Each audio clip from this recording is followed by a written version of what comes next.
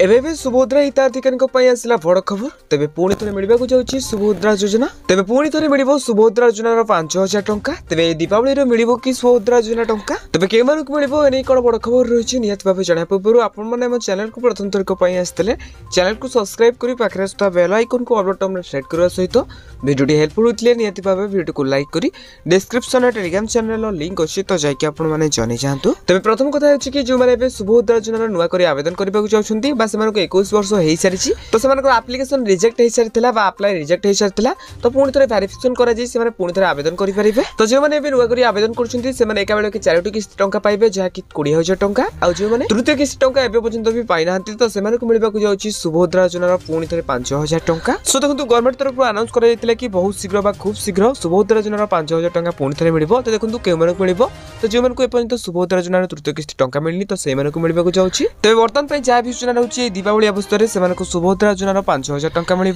जदि सुभद्रा योजनार टंका दीपावली अवसर न मिले गवर्नमेंट तरफ एपर्यंत तारीख तो घोषणा होनी जदि न मिले ताले मार्च 8 तारिख में मिलवाक जाऊँगी सुभद्रा योजनार तृतीय किस्त सहित तो से एका बेल 10,000 टंका मिल। तेज सुभद्रा योजना टंका को नहीं जहाँ भी अपडेट आसो आप जानापी आम चैनल को सब्सक्राइब करूँ।